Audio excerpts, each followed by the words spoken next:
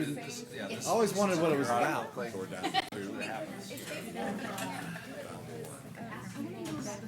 I got 2 invitations. For the veterans? Yeah.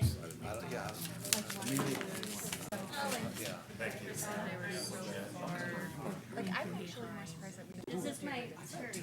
probably the Oh, right. I say That's when I saw that. montage. That's how I start. That's how I start. It's a very Hi, Carolyn. Isn't it good? Shoot. Yeah, no. I brought it with me.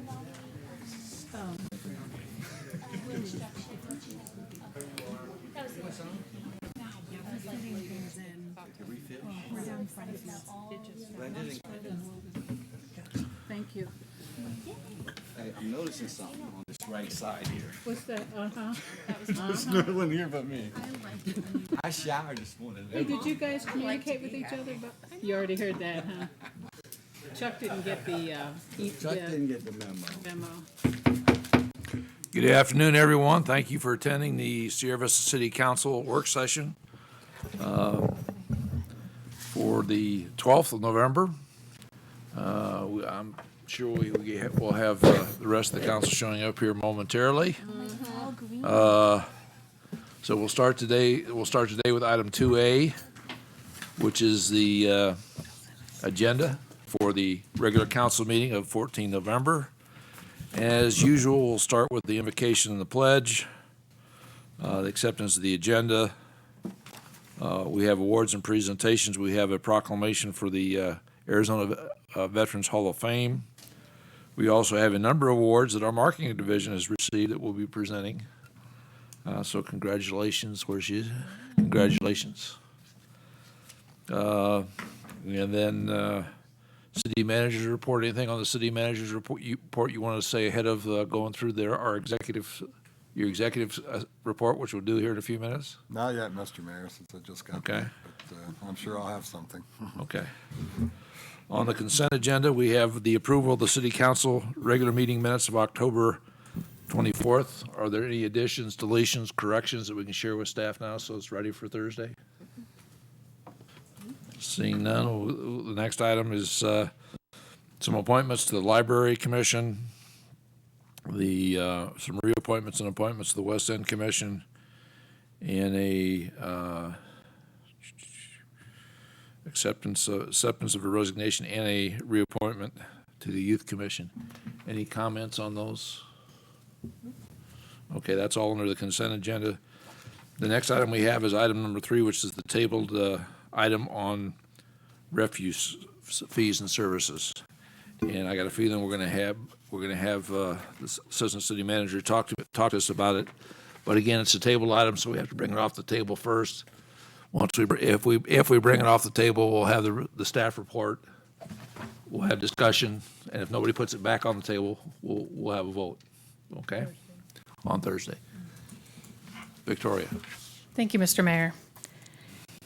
Okay, in response to questions asked at the last work session and at Councilmember Umphrey's request on going through the net gains and losses for each service as best we could in the refuse fund, I'm going to start with some background on how we get to where we're at in the numbers at the end of the presentation.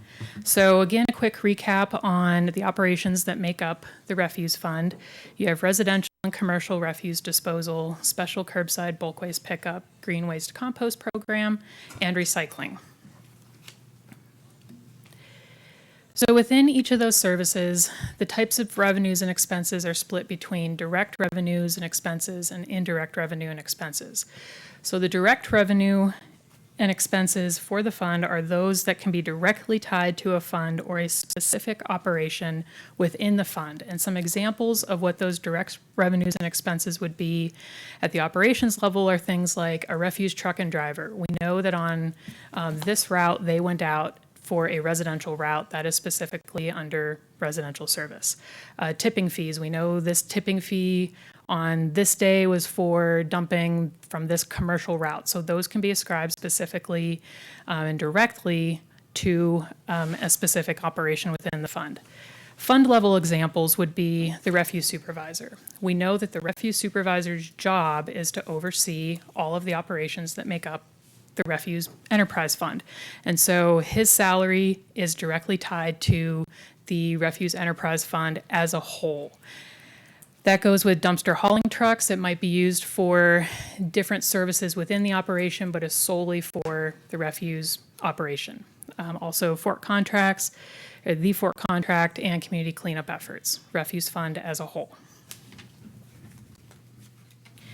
Indirect revenue and expenses are those that can't be directly tied to the fund only or a specific operation within the fund. And some examples of those are, once again, the refuse supervisor comes up. So he supervises the operation as a whole at any given time. So it is difficult to say he spends this percentage of time on this function or this percentage of time this function when he is supervising everything as a whole. Same with the dumpster hauling truck.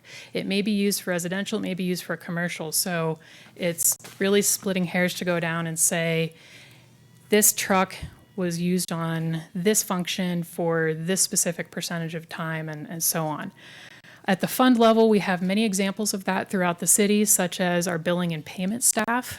We have staff in finance who work on refuse billing. It might be residential, it might be commercial, it might be something else. We have procurement who procures things for everything in the city, but they might buy a refuse truck, and so that amount of time is spent for the refuse fund.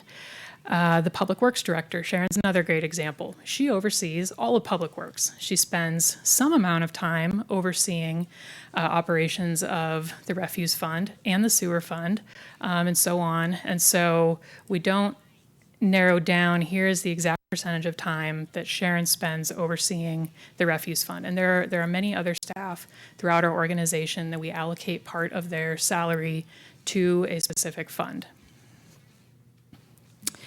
We made note of prepaid dumpsters and special pickups because depending on how they're paid or how long somebody has that particular item or uses that service, they are accounted for in different areas. So a prepaid dumpster, if somebody pays for it and it's dropped off, they fill it and it's picked up, that's a prepaid item and it goes under indirect revenue. If they get that dumpster and they keep it for over a month and then they are billed for it, they are billed under residential. So it's counted for in both. Do I have that right, Sharon? I believe so, yes. Okay, thanks. And then special pickups special pickups are prepaid, so they go under indirect revenue. They're not ascribed to residential or commercial. So another example of how a specific service could be accounted for in different areas. So then each operation in the fund is going to have a net gain or loss, the direct revenues minus the direct expenses. And the sum of those operational net revenues have to be enough to cover all of the indirect costs as well, which is what I'm going to show you on the next slide here as a whole.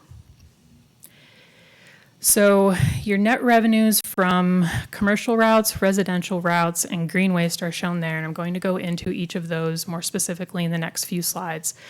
But you can see that your total net revenues for those three services are $1,402,920. Your indirect revenues, $361,620, which then makes your total revenue $1,764,540.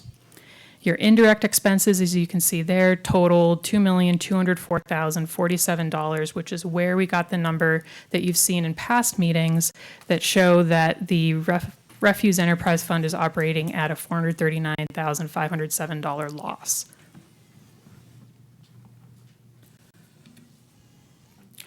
The Green Waste Program, as you've seen in a few previous meetings, is running about $100,000 in the red. Total direct revenues about $110,000. Salaries, equipment maintenance, water, direct expenses, $210,000. This does not take into account overhead. When we get into commercial and residential operations, what you're seeing are fees for service and then the expenses and their contribution to overhead. So what this shows you is that the contribution per route for commercial compared to residential is much higher. And what you want to see is that they should be about the same. And as we show a little further on the next slide, the residential revenues and the contribution to overhead per route is about 36% less than our commercial routes. And so the residential routes are not bringing in as much money as they should be and are running behind commercial. And you can see that a little more clearly here, the contribution per route compared commercial and residential, and then the difference in the contribution of 36%.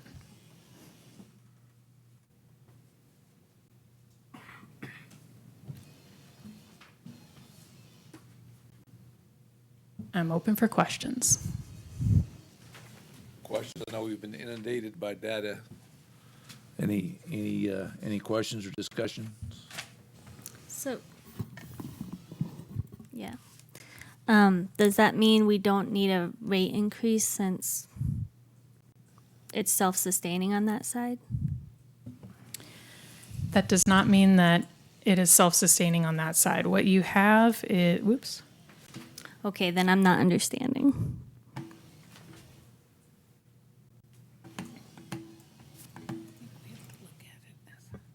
Oh, I know.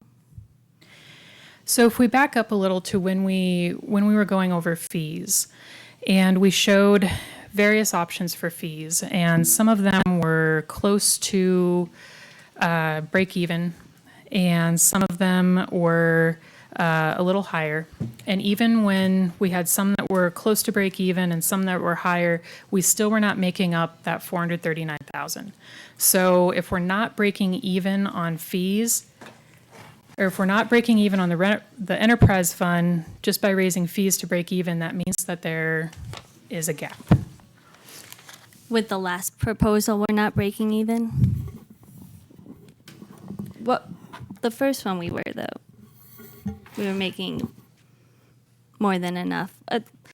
When all of this started, in the very first, with the $45 and $45 and all the other increases, then we were making more than enough, right? Yes, So I think. you're talking about the most recent proposal with the possibility of a rate increase. I will note that all of them are kind of blending together for me at this point. Sorry. Well, and that's the problem we're having Yeah. too. And maybe I can help a little bit here.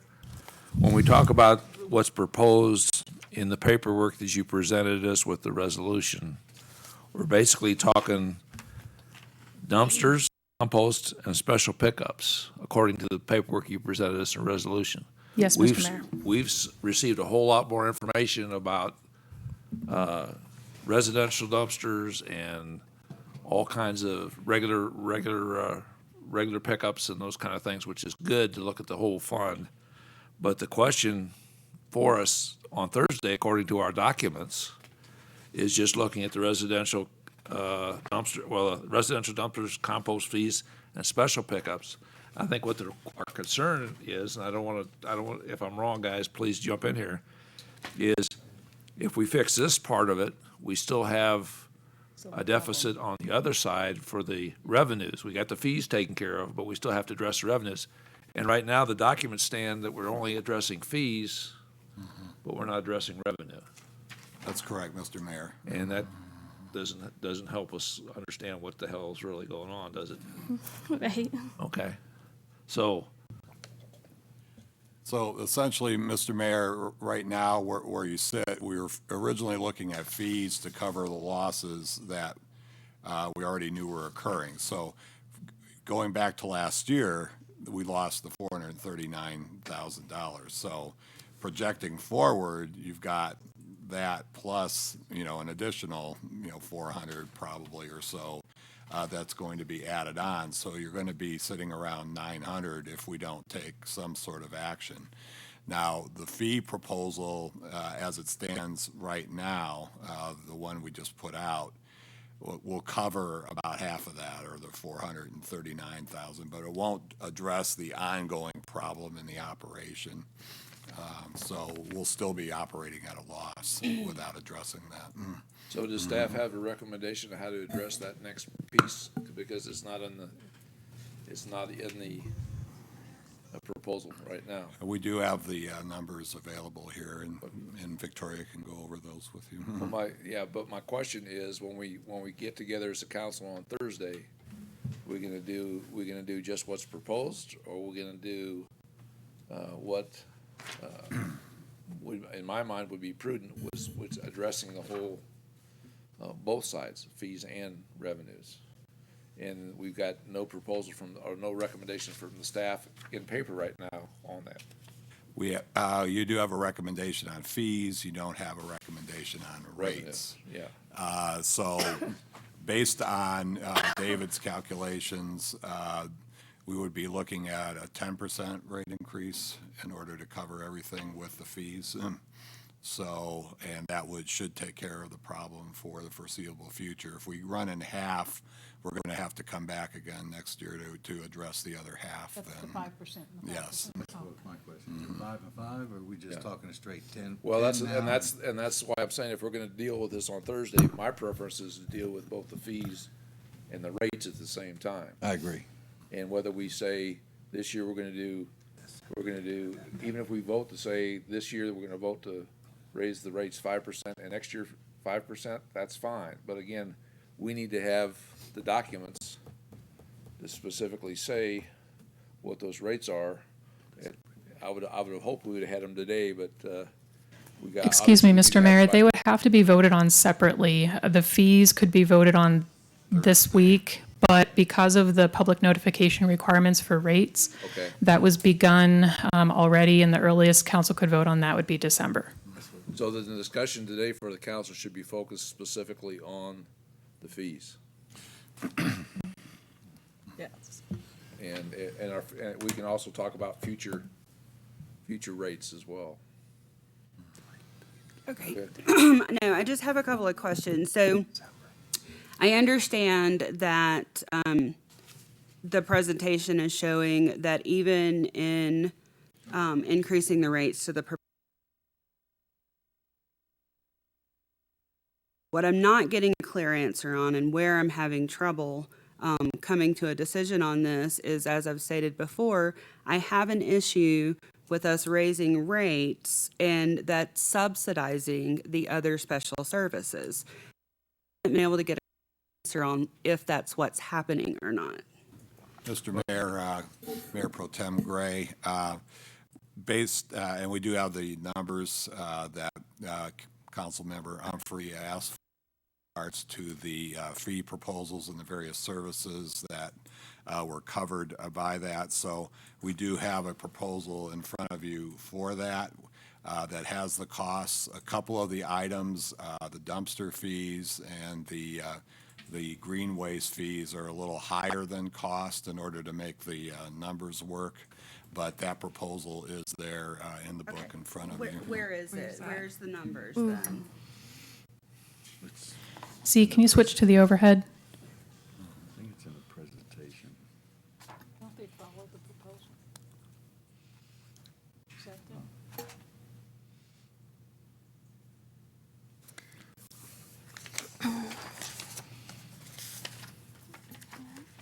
If we were to cover the shortfall with fees only and not by addressing rates, these are the numbers that staff ran that would cover it, and works out to, if we kept the green waste pickups low at $20, the bulky special pickups raised to $50, and increased the green waste drop-off fees to $15 for city residents, $20 for county residents, increased the compost sale price by $20 a cubic yard, and then increased the dumpster fees from, you can see, these are the current fees the fees in the current proposal, to, these would be the increased fees, And together, those revenues would just about cover the current shortfall. How much are we still, if we do the green waste at $20, how much are we still subsidizing for a special pickup for green waste? The exercise that Sharon and her staff ran put the break-even number at $23. So about $3 a pickup. Rachel. So, okay, I appreciate all this. Again, I think my question might be being missed here. I agree. So what I'm asking, I'm gonna go real slow so I can make sure I'm being very clear. What I'm asking, and I'll get detailed about this, is, and I understand direct cost, I understand indirect cost, I understand we should have allocations that would break out what those indirect costs for salaries would be. But what I'm asking is, if we raise bulky weight special pickups to $50, and that's an estimated revenue of $83.45, I want to know if that $50 is going to cover, plus what we anticipate cost in the future will be, plus capital expenses, what it cost us to actually do it. So The cost what to I, provide the special pickup service is $23 a pickup. that is the cost to do it, covering everything. I'd have to look up the numbers. I believe bulky waste was a little bit higher because it included a disposal fee component in it. Currently, green waste not. disposal is free. Right. In our original proposal, we had combined green waste and bulky pickups, if you recall. It was one number together. And the thought at that time was green waste was too high, so go ahead and separate those out. Because it doesn't That's- cost as much, Yeah, right? that's where these numbers come And from. I'm not, I'm only using this category because it's a small enough number that we can look at it. What I'm trying to get at is if we raise these fees to the proposed level, and then we're being told that we also have to increase rates by 10%, I still am not seeing where I haven't seen a line item or a number to show me that rates or residential routes are where there's a shortfall. I'm still not seeing that. Thank you. That explains it. I agree. Basically making sure we're not using residential rates to cover or to subsidize special pickup, special types of fees in order to make our funds match or balance out, if that makes sense. And I think that's where Rachel's going is, where's the deficit? Is it in a residential pickup or is it in commercial or special drop-off, special fees? So let me just dive a little bit more into this. So we're proposing a possible rate increase of 10% to all residential users on our system to do residential services. So we're increasing that. Now we're also increasing fees for these special services. And I guess I want to make sure, again, I'm just going to keep saying this, I do not want the just general user subsidizing special services. That's what I'm trying to avoid. And if we can't find a way to do that, then we may need to look at cutting some of these special services out if we can't get them to pay for themselves. So I understand it's a very difficult thing to wrap our heads around, and I understand that it's convoluted, but we've got to have these answers. And we can't just keep saying we're going to do this or we're going to do this and then not actually having an explanation of where that money needs to go and why we have to do this. I agree. I agree. Well stated. Good job. All right, Mr. Mayor and members of the council, on the fee side, I think I understand where there might be some confusion because the fee side proposal basically covers the current loss. Okay. All right.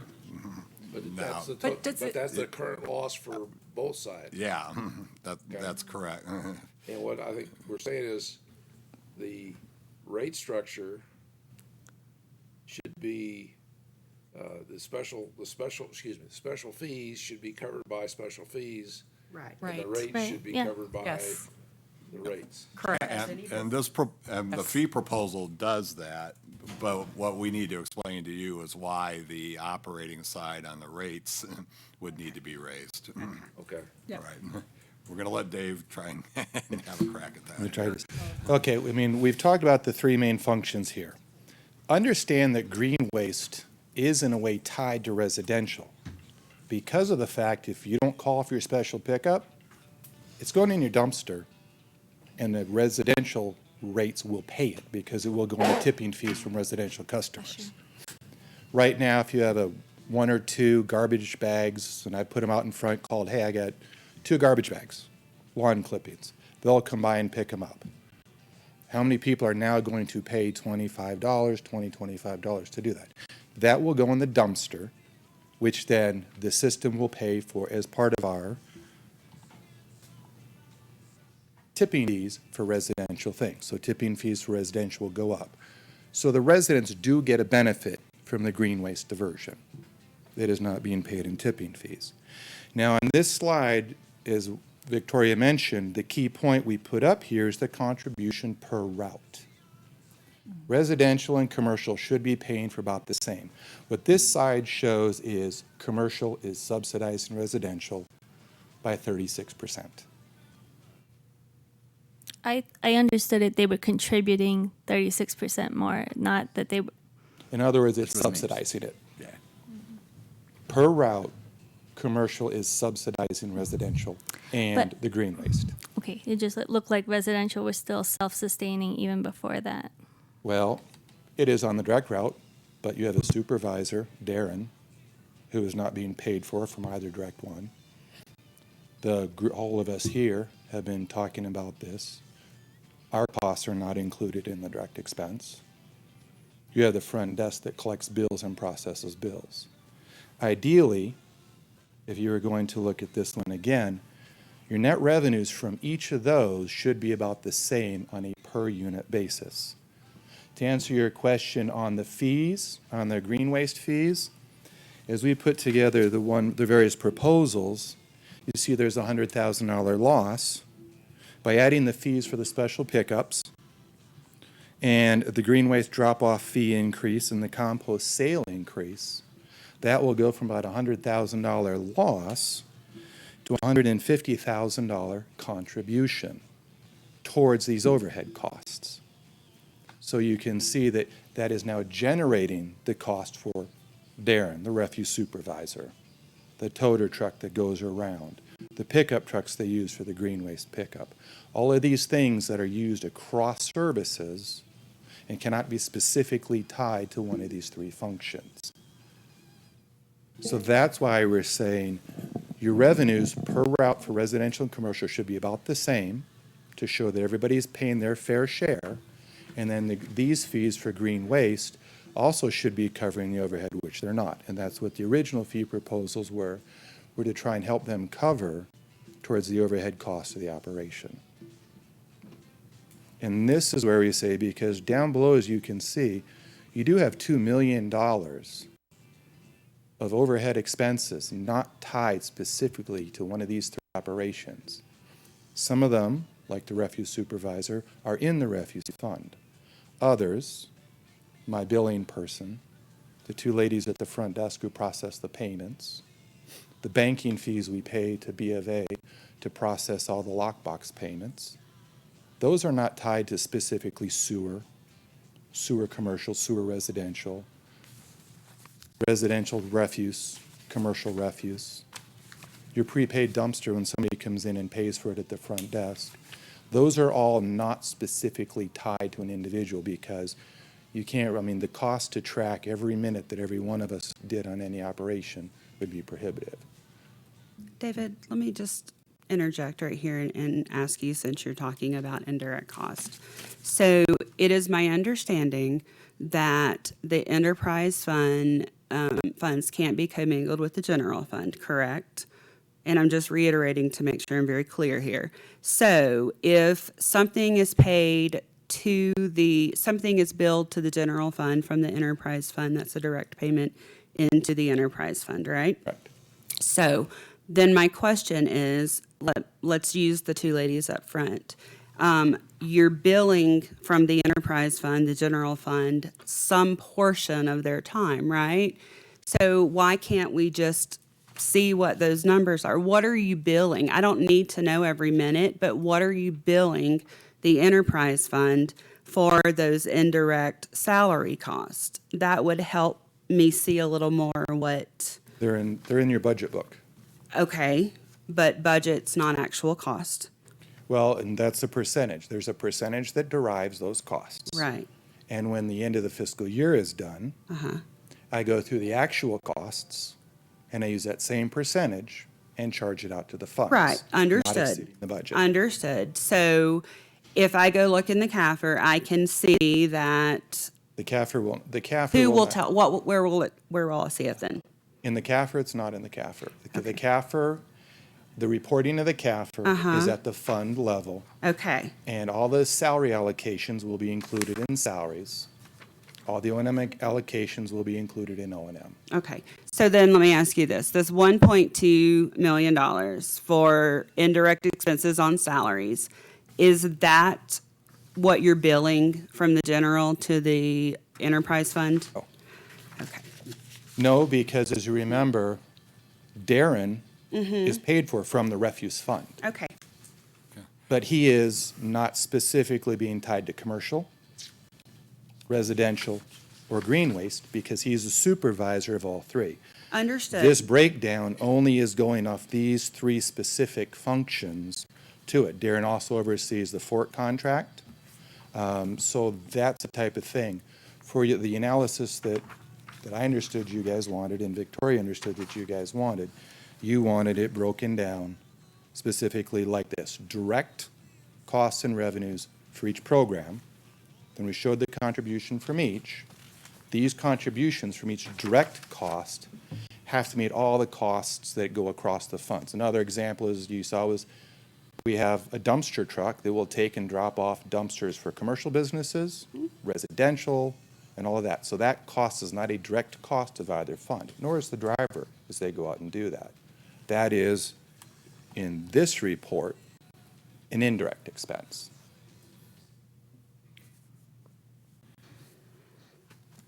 I think Clear I as just mud? need to draw a chart at this point and Yeah. just have you fill it in. All right, Mr. Mayor and Councilmember Gray, what I would like to do is simplify that analysis and go back to the budget and have David apply the direct and indirect allocations to the total revenues, minus the expenses.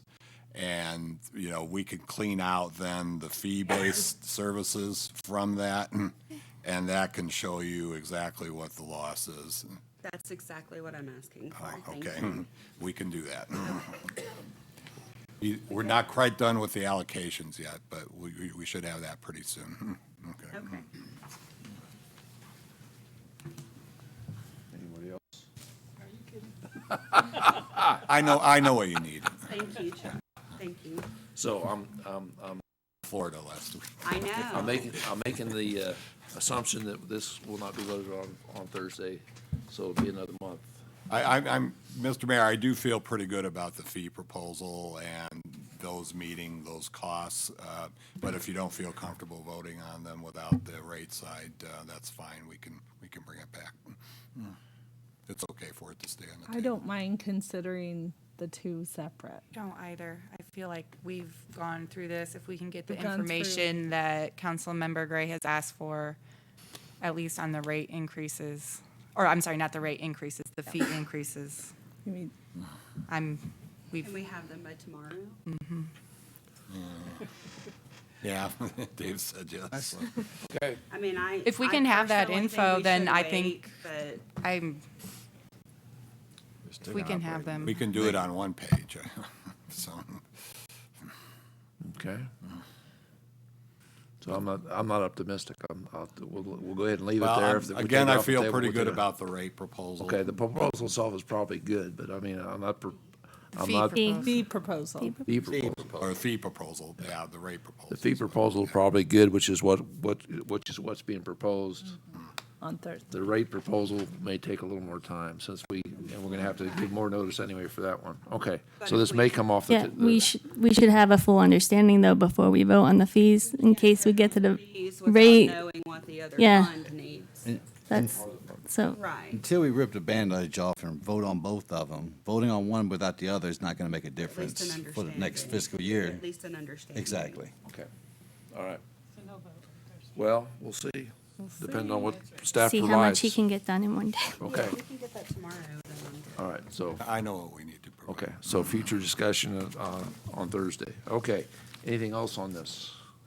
No. All right, wasn't that fun? Okay, As always. yeah. We now go to item 4, which is approval of proposed development code text amendments and articles. And Matt, you can do this one for us? Good afternoon, Mayor, members of council. At your regular meeting on October 10th, we presented the first of a series of development code changes recommended by the Planning and Zoning Commission as part of their annual work program. The proposal involved amending 3 code sections. The first section relates to the removal of duplicative regulations covering dumping or disposal of rubbish from the development code, as it's already covered by the city's building and property maintenance code. The second change pertains to the minimum panel size requirement for multi-tenant signs. This will provide the property owner with more flexibility in allocating the space on a sign, particularly in situations where the number of tenants exceed the size of the sign face. The third proposal to restrict and define automotive sales in connection with a home-based business has been rescinded by staff after considering council's feedback. Our default posture is to try and better communicate the boundaries of what constitutes an acceptable use. However, we do have review criteria that we can be used to screen out or limit problematic uses that will involve a more critical review on our part during the application process that may result in conditions being added to an approval. If that fails, there are public nuisance codes that we can enforce to achieve compliance. We'll continue to monitor this issue and let you know if there's a need to revisit this section at a future date. No public comments were received during the 30-day review period on the proposed changes. Exhibit A has been amended to reflect only those amendments staff is recommending for adoption at this time. Again, removing provisions containing to dumping or disposal of trash and the minimum panel size for multi-tenant signs. And with that, I'll answer any questions. Questions for Mr. McLaughlin? I need to clarify, we're taking out the rubbish dumping part and moving it to, Okay, so there's already a section in the City Code of Ordinances, Building and Property Maintenance Code, relating to litter control that covers what we have in the supplementary district regulations in the Development Code. So being redundant, we're recommending its removal. okay, in reading that, it looked like it was still in there, and I didn't understand what we needed to. I didn't we're doing understand is it was we're- written the way that. We're voting to remove it being in 2 places. So Okay. it's in the proper place. We're just removing the place where it's in the improper place, so there's not Okay. 2 different codes. Right. Okay, got it. Thank you. That's, I Okay. just needed to be sure that's, because it looked like it was saying we were just approving it, but. We're it's moving it. approving the removal. Removal. Right. Got it. Okay, that's good. The rationale is because it's duplicative. Okay. Any other questions on this one? Both of them at the same time, Yeah. sign regulation. Yeah. Good, Okay. that's what we, No other questions for Mr. McLaughlin? Just, Matt, did you cover that we did take out the home-based business portion? Okay. Yep. Sorry, my mind was still back on that last. Okay, thank you, Mr. McLaughlin. The next one is leisure and library services. Thank you, Mr. Laura. Mayor.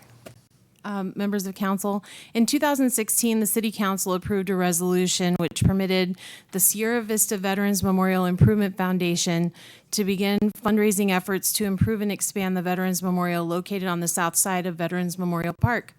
The resolution before you today restates the support for the memorial and for the project improvements.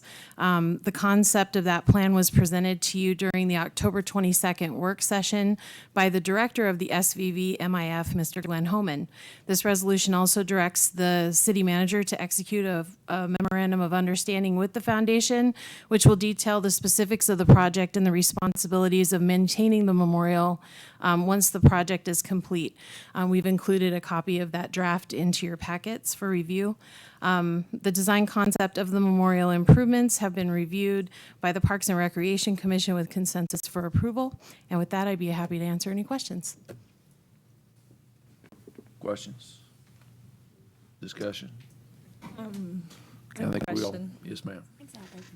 I was really excited about the presentation that was given at the last work session and hadn't heard much about this project prior. And I just wonder if do we know the city or anyone has a plan for kind of a rollout or letting the public participate, be involved? Up to them, right? Or is it more up to the Veterans Foundation? For Pacheco, Mr. Mayor, this resolution also approves the city to accept the donations on their behalf, on behalf of the foundation for this project. So that would be something very simple to work with Mr. Holman with, along with Judy Hector and her team, and I'm sure that we can put something out that will raise some awareness. Like we shared the video that they shared, that was a great video. Just saying. Good selling point. Okay. Anything else? All right, then we move on to item number 6, which is a grant for the web portal for the Upper San Pedro Partnership. We have a new And presenter. we have a new briefer today. What? I'm excited. Thank you, Mayor and members of council.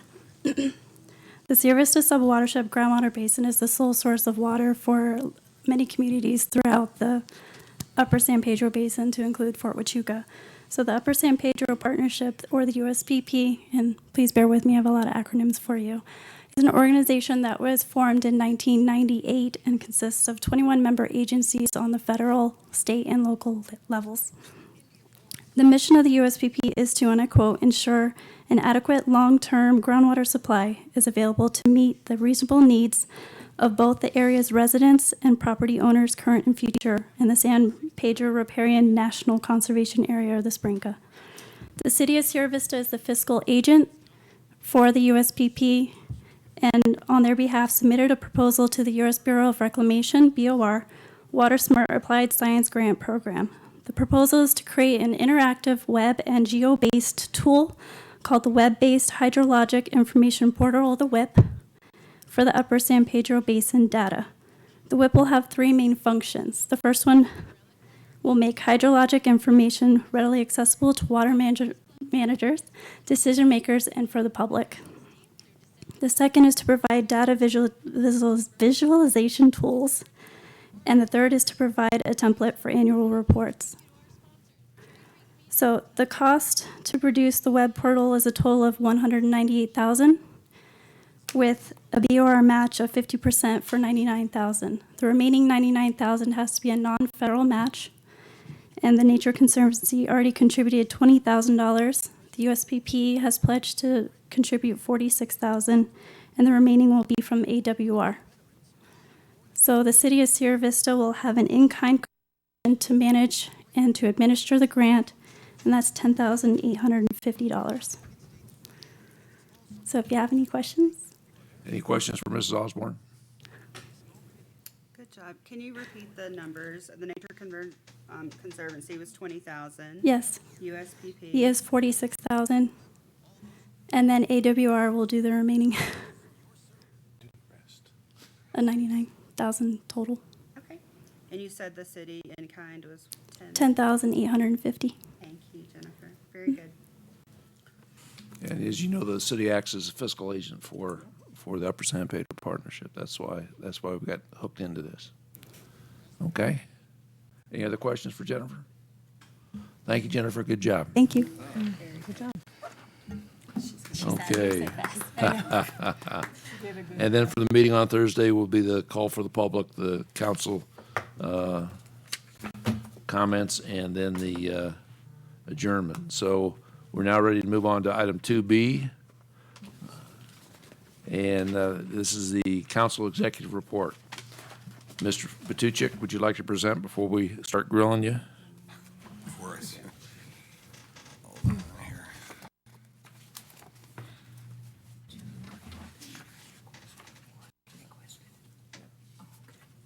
Just gotta find my page here, Mr. Mayor. There it is.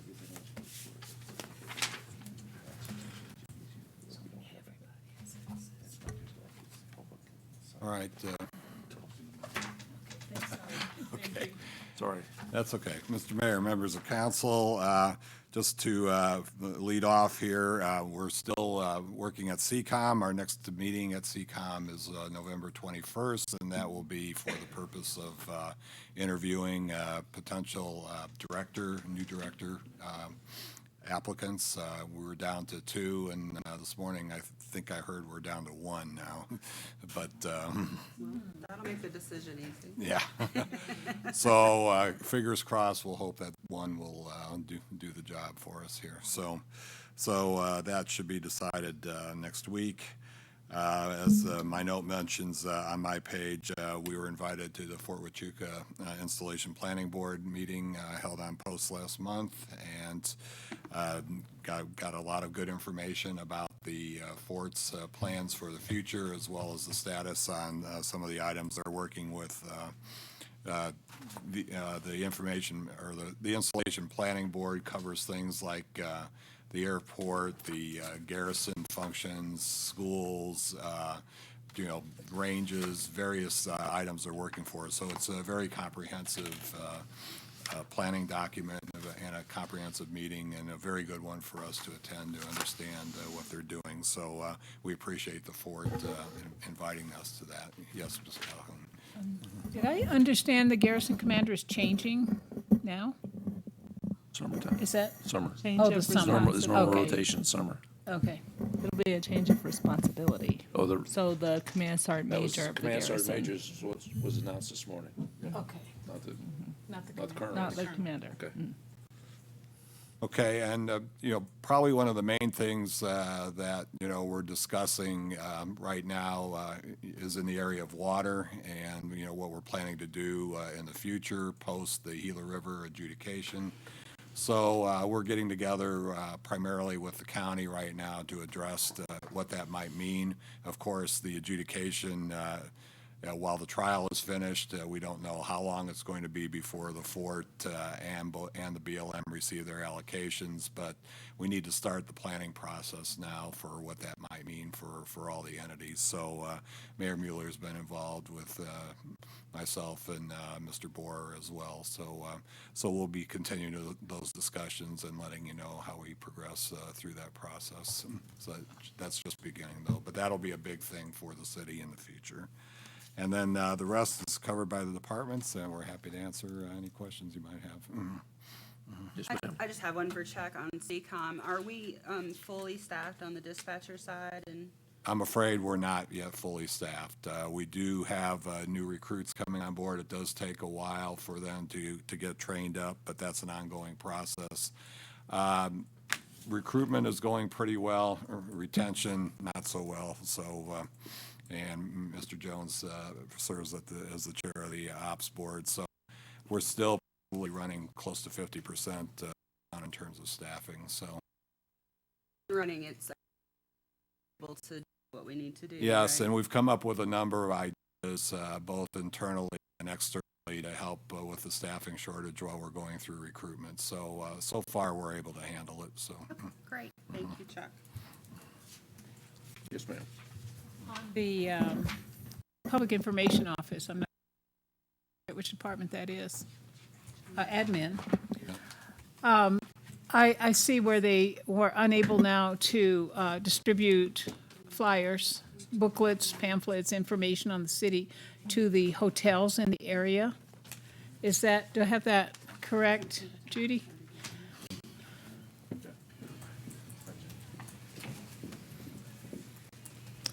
Good afternoon, Mayor, Councilmember Calhoun. Yes, that is correct. We ceased doing the direct distribution to hotels, restaurant, and area businesses a year ago, last October, due to staffing changes.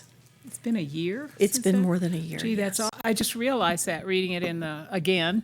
But I'm wondering if there's a solution to that, because, you know, I was at a couple of hotels actually out of town that I thought, wow, I should have brought Sierra Vista booklets with me for these particular places. And I just wonder what we might do to come up with a plan where that distribution could start up again. It just, and also wondered about the hotels coming here to pick up stuff if they chose to do that. We certainly do encourage that, and when we stopped doing the direct distribution, we did leave the hotels and businesses with the racks to place those materials in, and our contact information is on the back of those. So maybe we could encourage them to come and pick some materials up, and you maybe would have packets and stuff together that they could pick up. That would be great, because it seems a loss not to have those in the community. I think a lot of places still have them, though, They because do. I've seen them around town. Okay, Thank you. thank you. You want to make another comment there? Yeah, I was just gonna say, Chuck, we don't have the tax revenue, and again, in the report, the chart. Oh, the sales tax chart? Yeah, The monthly? the breakdown of the quarter and. Our Okay. apologies, we'll find that and add it. Thank you. It'll be online?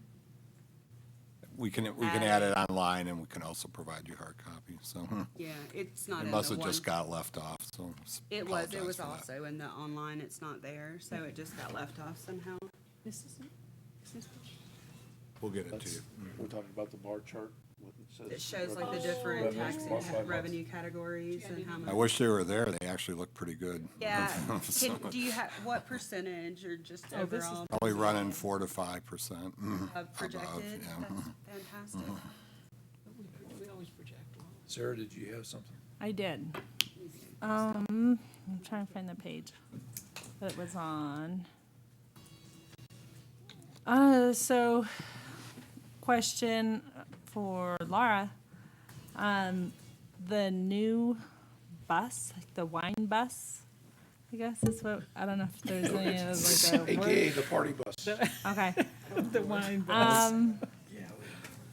I'm just wondering, like it seemed like from the earlier charts, like a lot of our revenue is down and our participation is down and in leisure.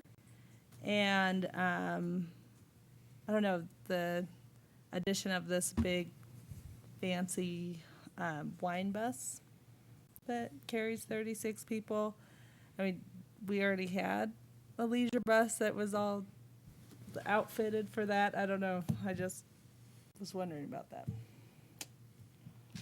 I think the question is, what was the old bus? Yeah, I know we had an old is there a bus. reason we aren't using that old, And the that's, other I bus? think that was replaced. I don't know. She's, Did we replace it? Is this a new purchase? Do we own it? Do we rent it? I don't know. Mr. Mayor, Councilmember Pacheco. report. Yeah. It's a transportation bus to be used for other purposes other than wine tours, and this was on our fleet replacement program in the budget for last year, and this was the maiden voyage. Oh, okay. We still have the other bus in the fleet. You have something? I just wanted to share that the buses were breaking down, and so it was difficult for Leisure and Library Services to make any kind of bus trips without or with the current buses, and so this replaced one of the buses. And the participation numbers are down, and I'm sure Laura can fill in more because a lot of the fields are closed because of the Schneider Electric project, and so that's where you're seeing the dip in revenue and participation. Okay. That is correct. The Schneider project is definitely impacting our revenue sales for our fields. We have 5 soccer fields closed down right now, and it's soccer season, so people are finding spare grass anywhere to practice on, and it's hurt our revenue. Excuse me. Oh, I'm just wondering, now over to Public Works with the Snyder project, since that came up. I see that our usage is down, which is fantastic, that we're already seeing that from some even not Snyder projects. Electric usage. Electric usage, thank you. Do we have a number, how that translates into a number, like what cost savings? Mayor Pro Tem Gray, yes, I looked at the financial or the energy reports from last month, and it was between $7,000 and $8,000 in October down. Yeah.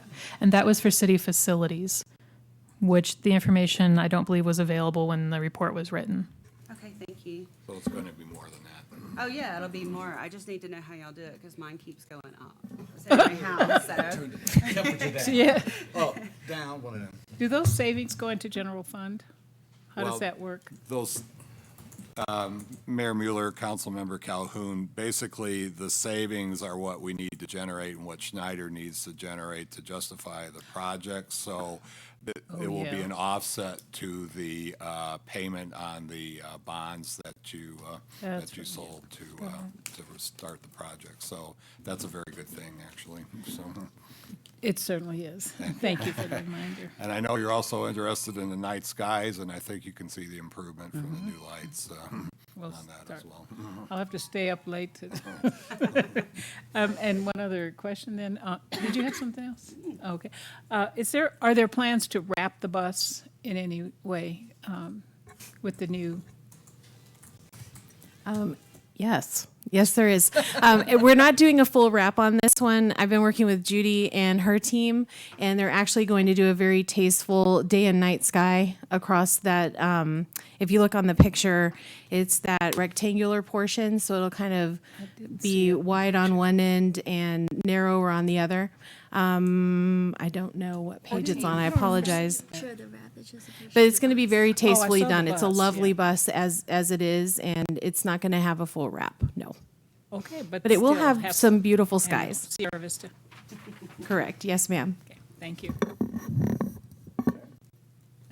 Yes, ma'am. Okay, one more comment. I'm kind of skipping all over on this report, but I want to commend Chief Thrasher, the cutting in half a 50% reduction in officer injuries. That's excellent. Is there any precaution you took or anything that caused a 50% reduction in that? That absolutely has nothing to do with me. That actually has to do with the behavior of the suspects during arrests and that stuff. And actually, it was a big trend nationwide. 2019, there was a huge increase nationwide in all departments on assaults on officers, which are down in 2019. They were up in 2018. So don't know exactly what that is, except they're complying more. So. I just wonder if that has anything to do with the approach the officers make to the. It can, but we really haven't changed how we've been doing things. We're continuing on with our tactical communications and that kind of stuff. So this is the officers assaulted stat is really a fluctuating stat that really really depends on the behavior of the suspects at the time. So. Thank you. But thank you. I'll try to take credit for it next time. Is Mr. Boone here? Yes, he is. I see the hair. Tony, I'm wondering, on your strategic plan update, when we talk about the Weston and the small business incubation and the Mikado, you had mentioned it was remaining a challenge to find a viable partner. Can you just expound on that a little bit? Well, at least the base guidance that I received in the work session was that we did not intend to do this alone. There's no additional funds inside of the budget for us to move forward. So we've explored, and we will continue to explore additional partners to move forward. So again, we've done some initial discussions with the IDA. We've done some discussions from the chambers, specifically the Hispanic Chamber, really over the last 2 years. So that's kind of where we're at. Quite frankly, we're going to be dependent on some additional assistance to move that one forward. Okay, so it sounds like we might just need to bring some of those organizations together for a little more firm talking as far as solid plan solidifying. Perhaps. Okay. Okay. Mhm. That can happen. And I think the biggest issue is attracting entrepreneurs Well, and correct. investment.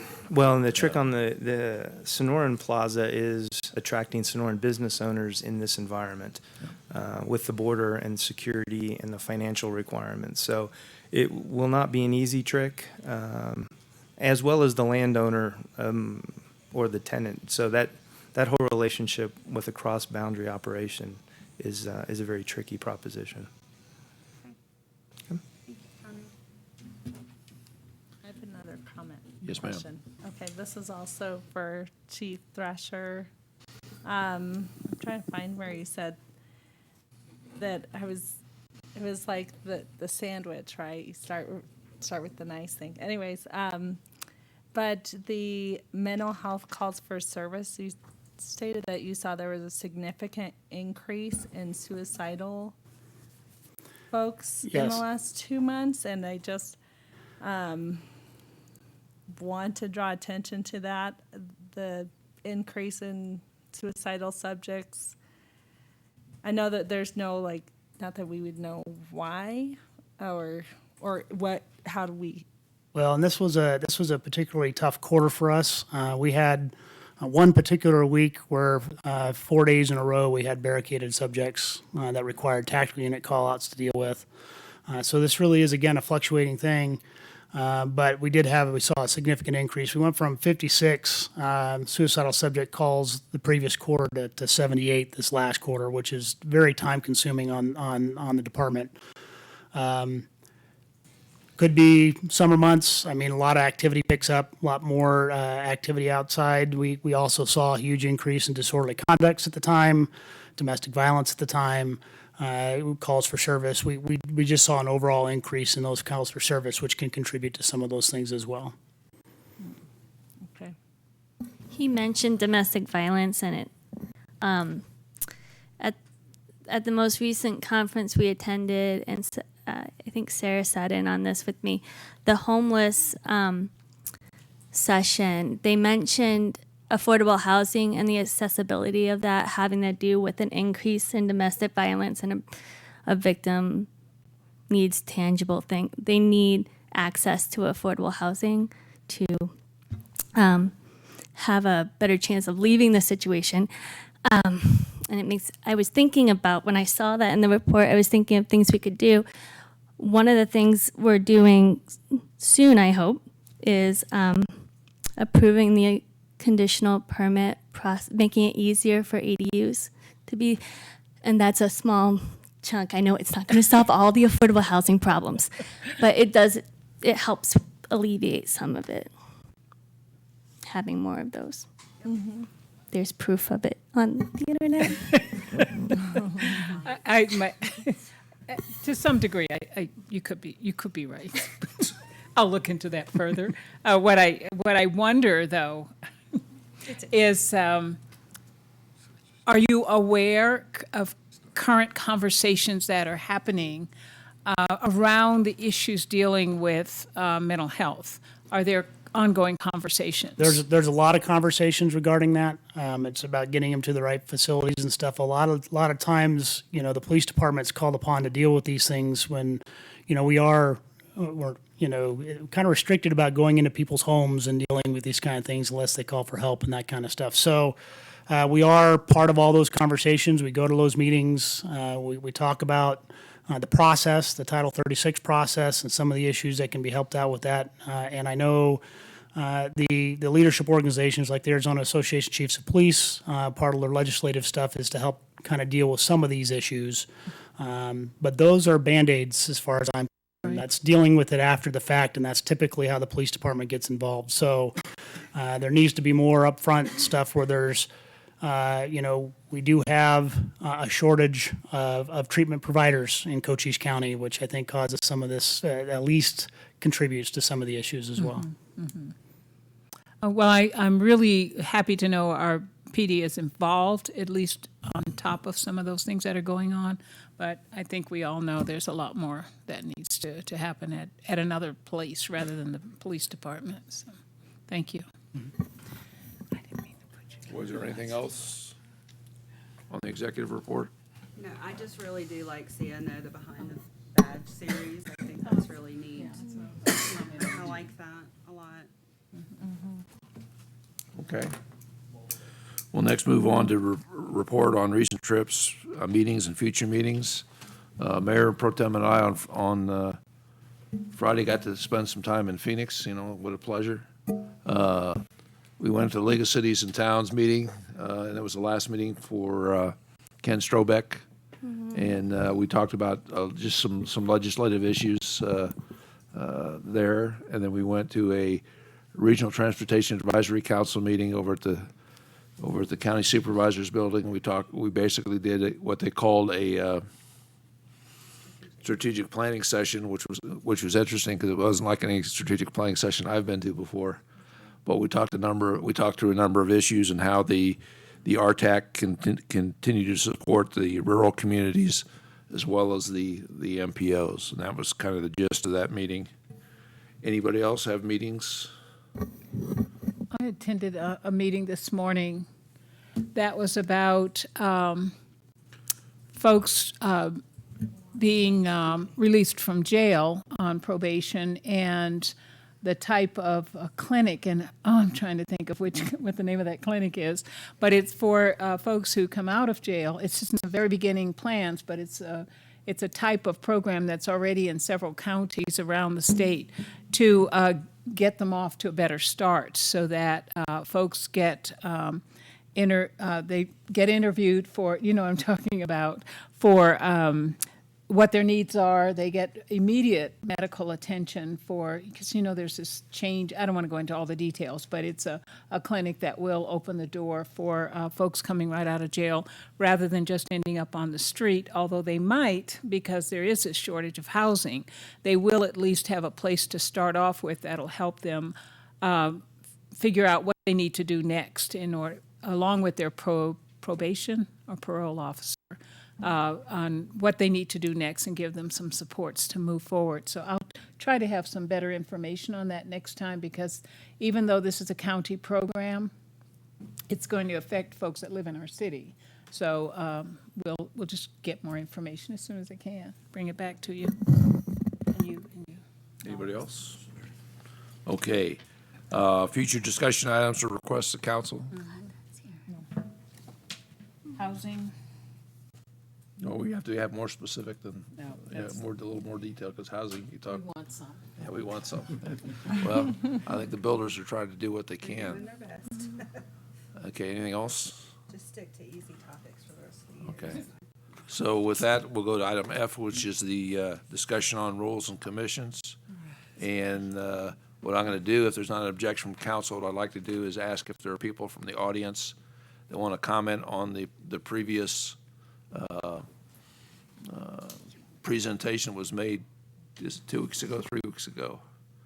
And if you have comments, I'd ask you to grab a form on the wall so we get your contact information if we need to get back with you, and give it to Maria, and we'll give everybody 5 minutes if you want to come up and speak.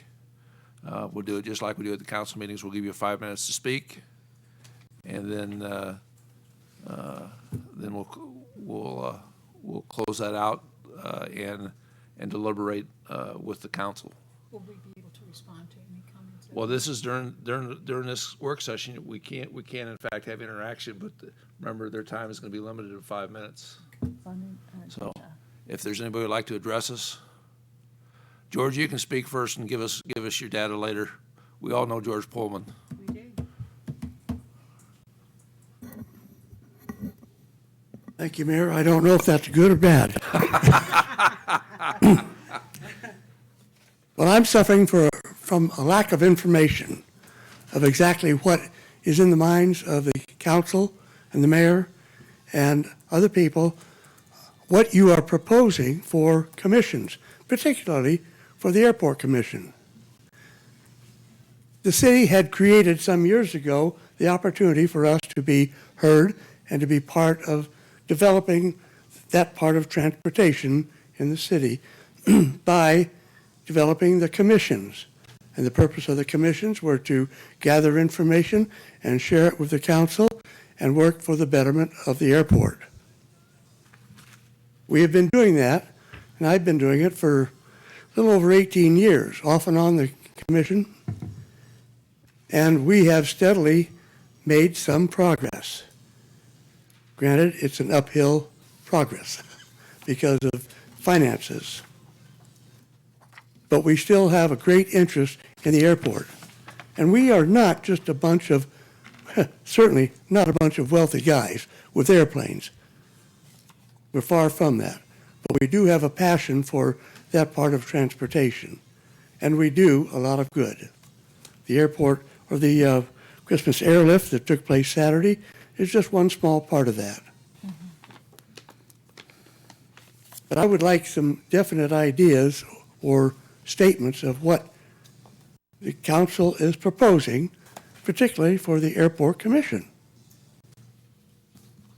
I hope we are not part of a inconvenient democracy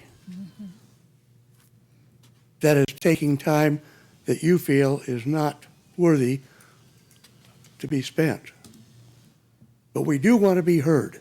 We're part of this city, and we want to be heard with our concerns. And the commission has been a venue for that.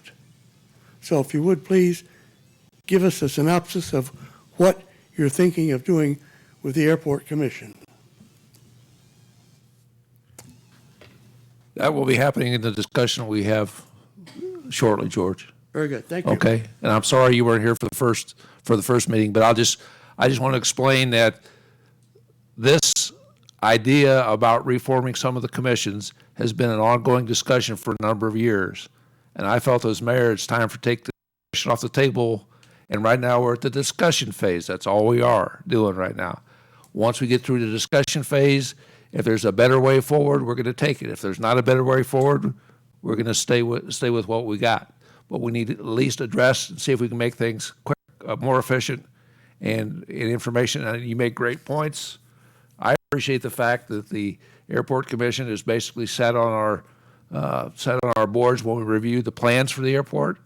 I'm fully aware that signage out there, the fuel pump out there, and actually having a staff member there full-time rather than a part-time guy, this, 18 years, we're basically serving the same time.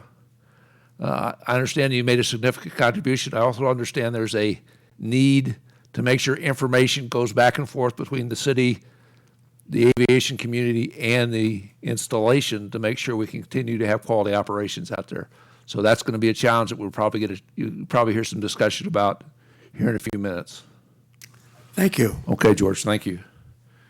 Anyone else?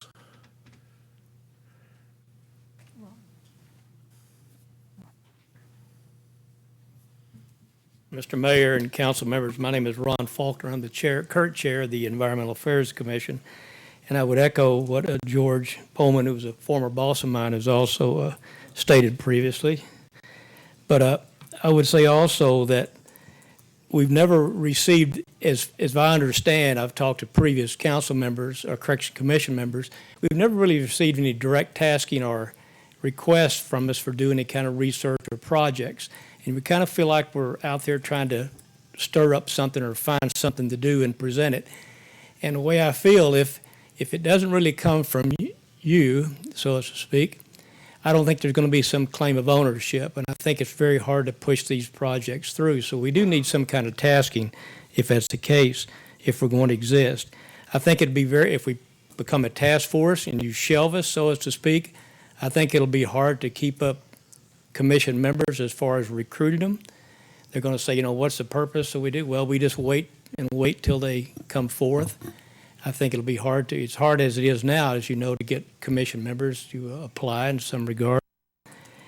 And we have, there's been some proposals I know presented, especially in the form of water, and you all have taken that. I know the mayor and the city manager especially has been presented by, Mr.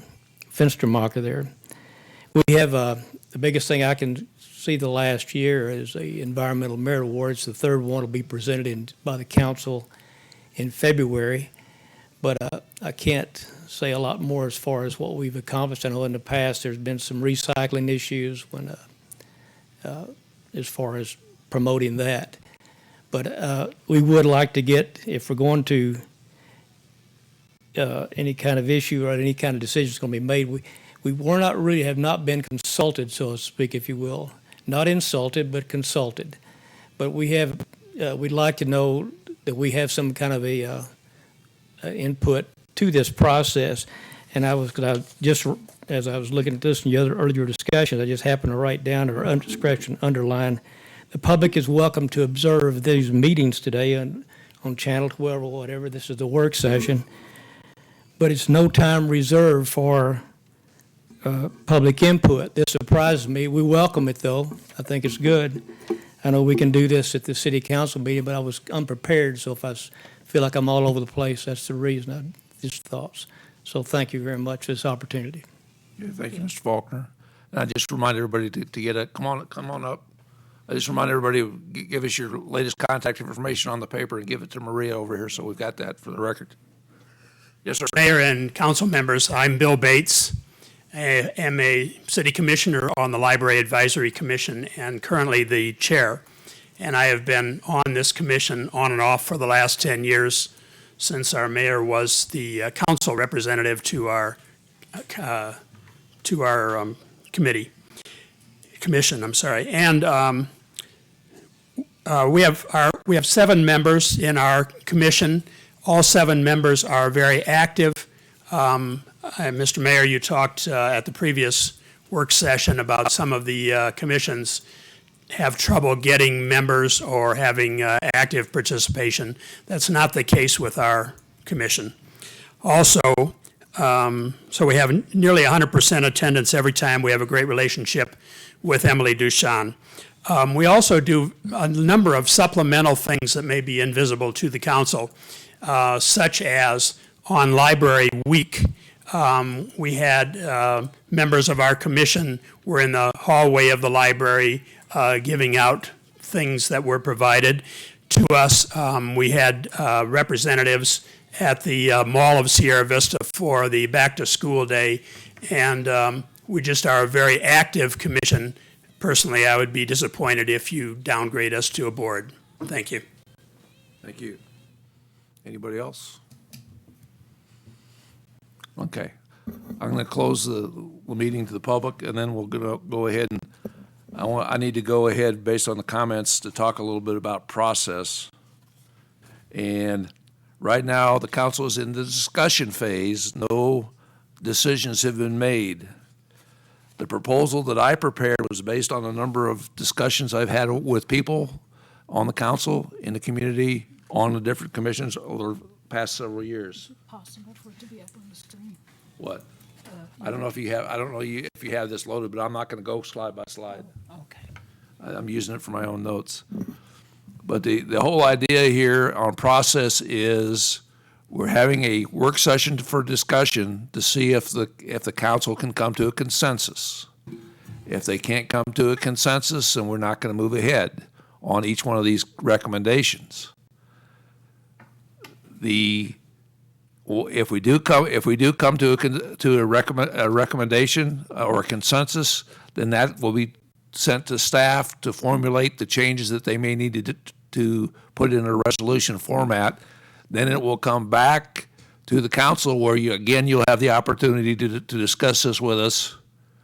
And once that comes in a resolution format, the council will give it the up or the down. But this is the very start of the process, so I'm very glad you guys are here. Okay? Now, I want to start talking about the Airport Commission, because we had some great discussion from your council liaison about the importance of the airport at the end of the last meeting. And I thought she made some very prudent points about the Airport Commission. As you know, in the proposal,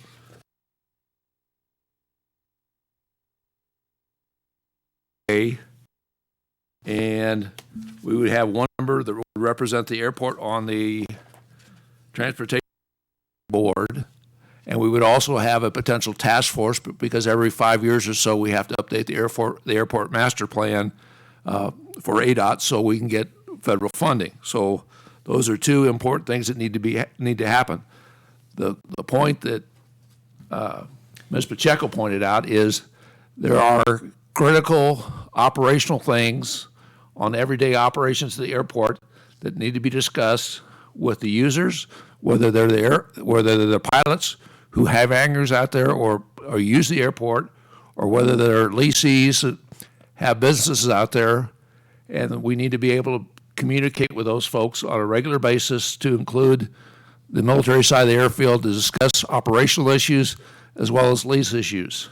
Most of the admin stuff probably can be handled eventually through the Public Works Department, which is the department responsible for that. But again, the operational issues need to be discussed in detail. So Sarah, did you want to share anything on that line? My thought was that, as we talked about last time, that the communication channel still needs to remain open and available for the users of the airport to be able to have that exchange of information, both from the users of the airport to the city, and sharing their concerns about their everyday, uses and what's working, what's not working. But also they receive important information from the fort on upcoming exercises and closures of the runways and things like that. I have seen a successful model for that as a stakeholders meeting that's held maybe once a month, maybe once every 2 months, whatever is determined. And it's a little less formal than a formal commission, but it's still an important body that has that kind of operational discussion, and that channel remains open. And but it's just a little bit less structured than a commission meeting without, the agenda and some of those protocols in place. But there's still, if we had a formed stakeholder group that still had a voice, to be able to bring that voice to not only the city but the fort as well, because the joint use part of the airport means that communication between all three entities needs to remain open. And I thought that was an excellent point. And what we discussed a little bit was potentially an aviation forum at a minimum once a quarter, where we would get the city side, the fort side, and the users of the airport together to talk about operational issues that affect the airport and improvements that are needed. And we could do that on a quarterly basis, kind of informally. And then as projects are identified, they would be tasked to the Public Works Department, or in cooperation with the Post, if we needed it, to get those items identified and get the work done necessary. But again, we're talking information flow and trying to enhance information flow on specific aviation issues and operational issues on the airfield. Ma'am. So are you suggesting a piece of what Sarah said about having a quarterly users type forum? Yes. Is that, okay. And stakeholders talk about issues specifically. It could be more often than it would be determined. Could be more by- often. Could be off. Yeah.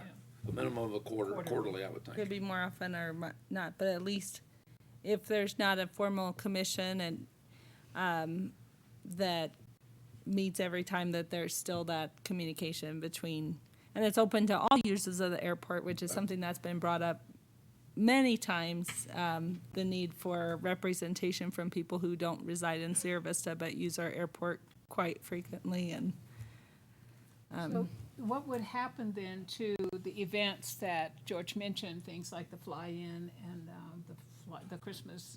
They can still do events. Still they don't have to do be events. a commission, You don't have to be- commission to do an event. They can be a body that gets together that wants to use what their passion is to do things. It's just like any other. the fly-in was between the EAA and the city of Sierra Vista. And would they still have access to the use of the facility the way they do now?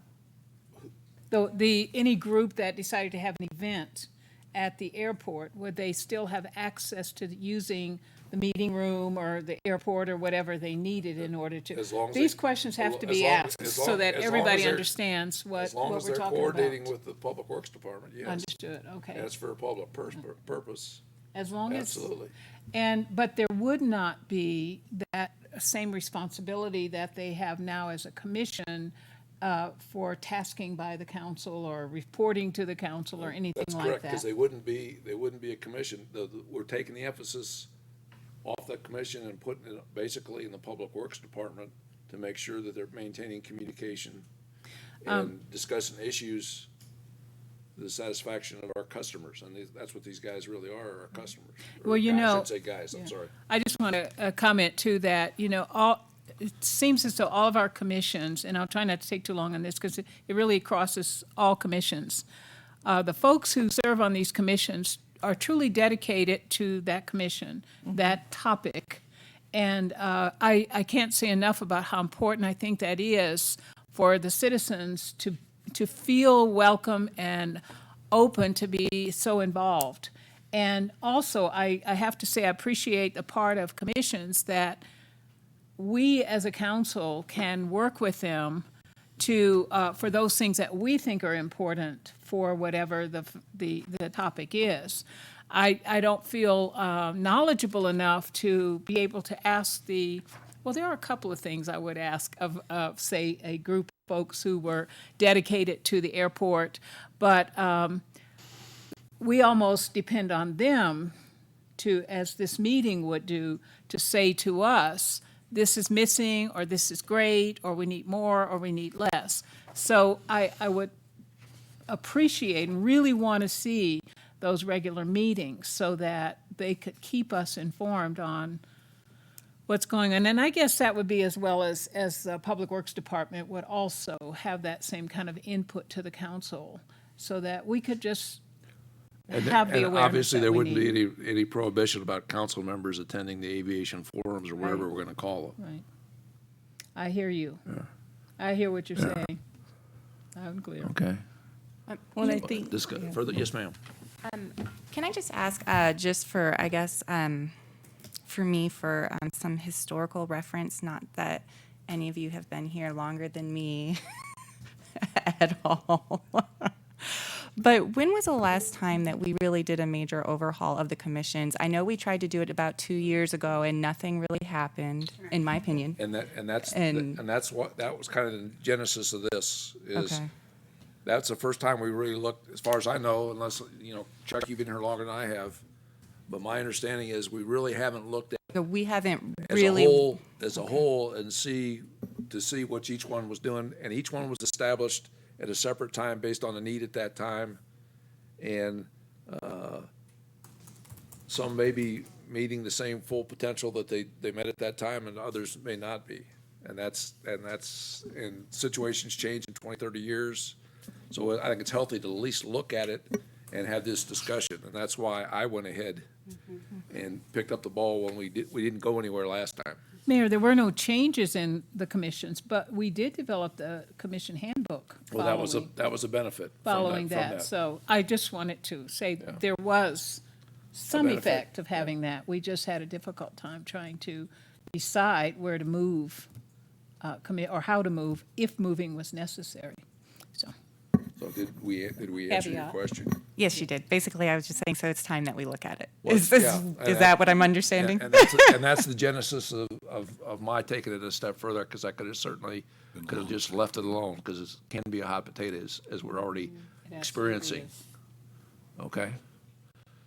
Any other discussion on airport commission? But that discussion's not over, it's just right now Well, right now, what we need to do is come up with a consensus of the council to see if we proceed. And we can go through all, discuss each commission individually, which I'd hope to do today. I know we're running out of time already, which I'd hope to do today. And then we can come back at another meeting and say, we've had a chance to think about it, here's some additional ideas, et cetera. If and I may, continue the we have discussion. a airport commission meeting on Wednesday next week, and this will definitely be a big topic of I'm sure. discussion between the commission. And so I'll definitely be bringing back their comments too. Okay. I think for me, my feeling on the airport commission is I really like the idea that was proposed last time about the Transportation Advisory Board and really bringing all of those things together into one melding, I guess, for lack of a better term. I really like, especially I like the safe routes to schools. I didn't think about that, but I really appreciate that being brought up, and I definitely think it's something we should talk about. And I think it would help to have all of our eggs, I guess, in one basket for transportation. And that's one thing that's going, is it's been going on for a number of years nationally, is the multimodal, is what they call it.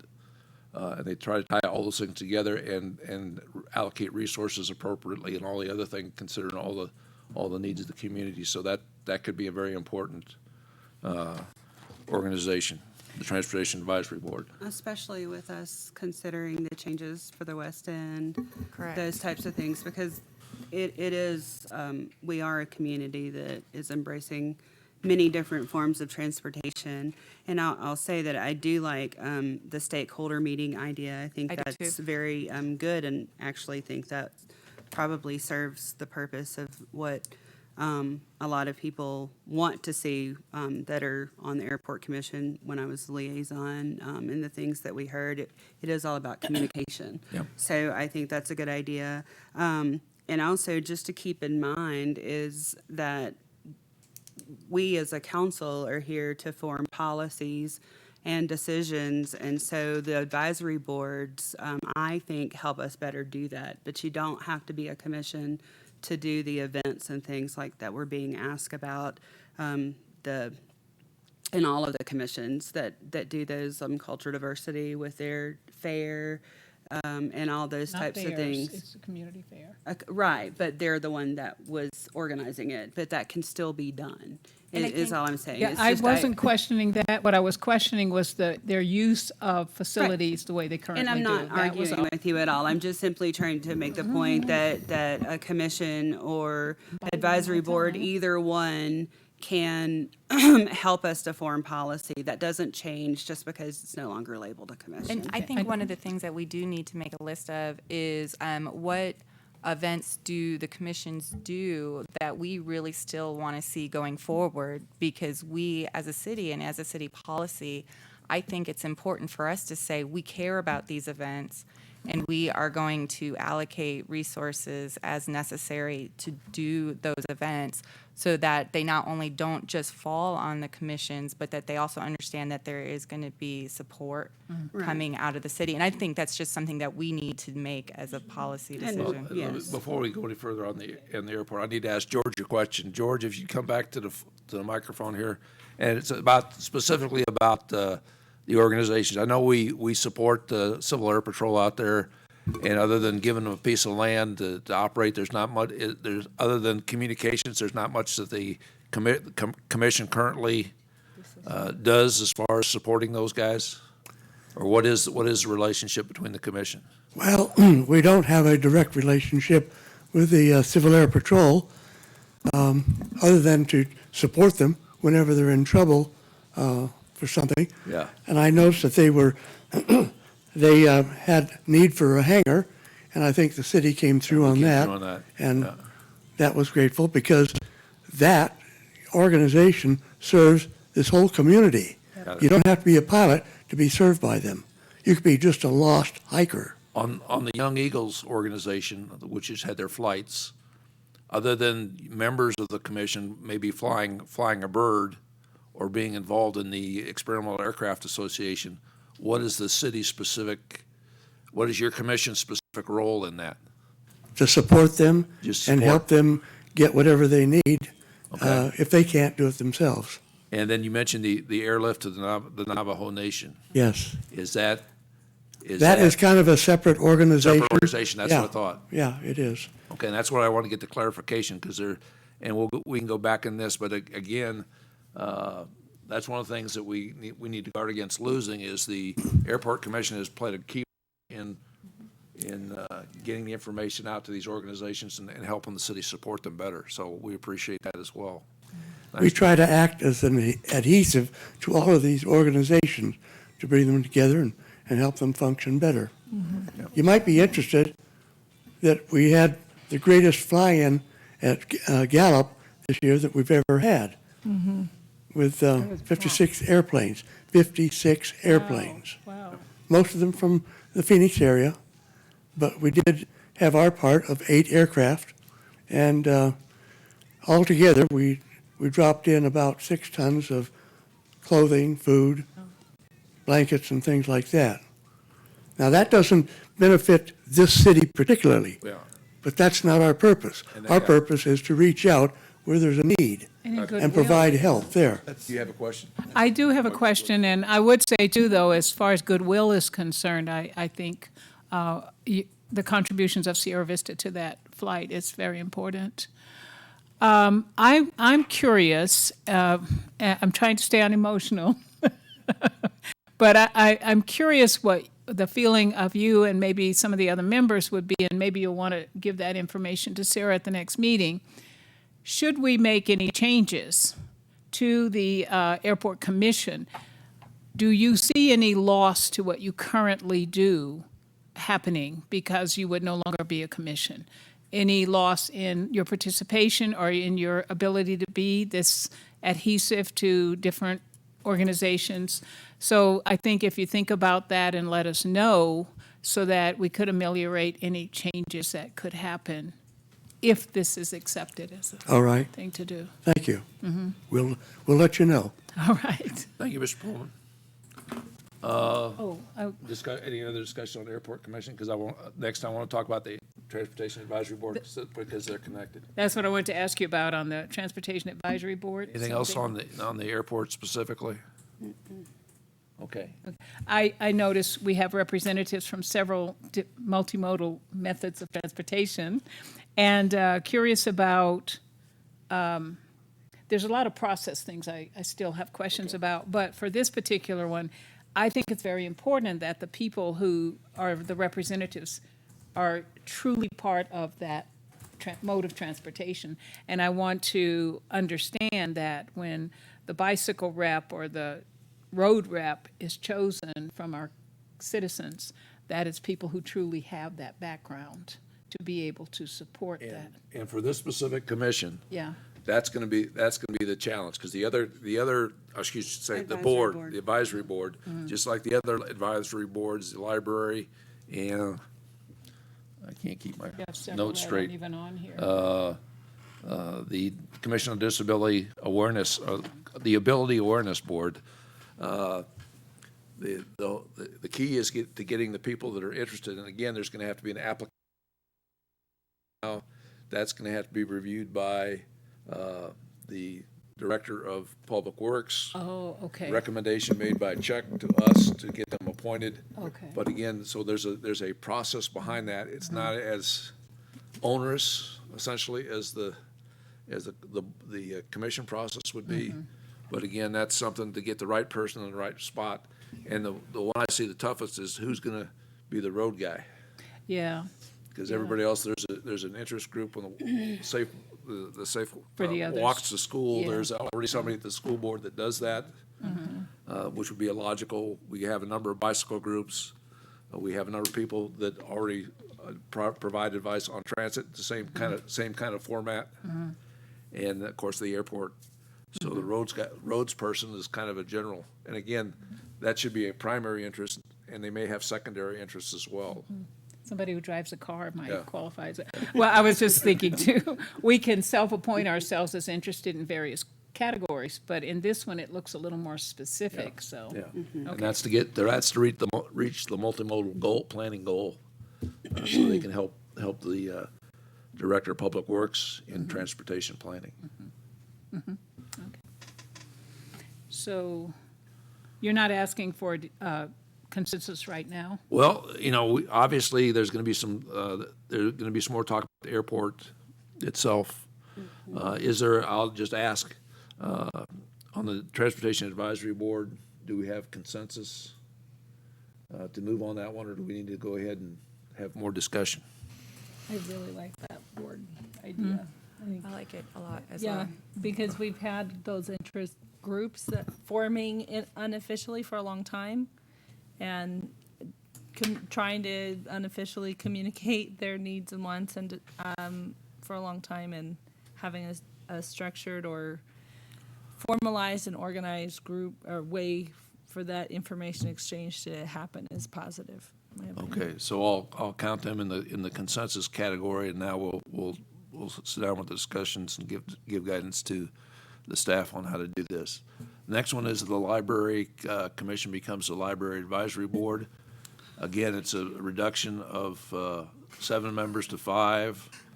The mission is essentially the same. It advises the library director on library issues. A minimum quarterly meeting. Do we need to request to go to 5 o'clock? We're okay for another half hour. Okay. Assist with library planning and monitor service to the public in the library. The changes, the position would be recommended, the appointments would be recommended by the city manager and approved by the city council. I may have asked you this before. What's the relationship between the boards and the city council?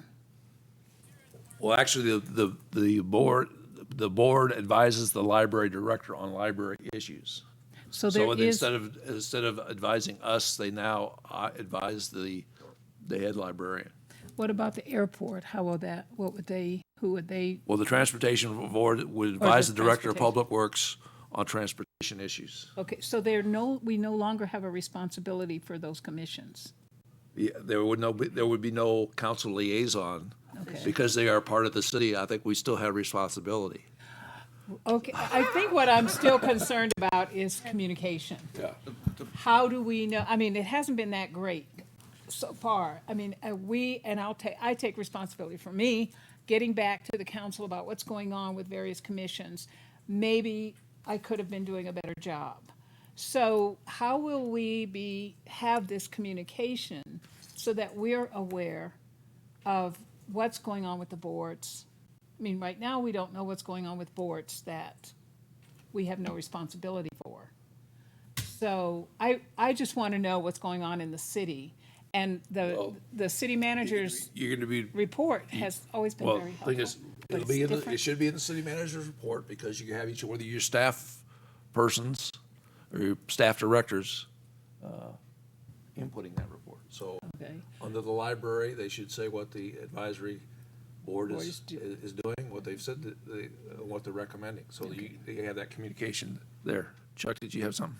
Yeah, Mr. Mayor, if you bear with me just a few minutes, I'd like to maybe add some perspective and context to this discussion because there's been talk all through the years. Getting back to Ms. Wolf's question about how when is the last time the council has really taken a look at this, and the last time I can remember is maybe 10, 15 years ago. Mayor Hessler was mayor at the time, but nothing really came out of that either.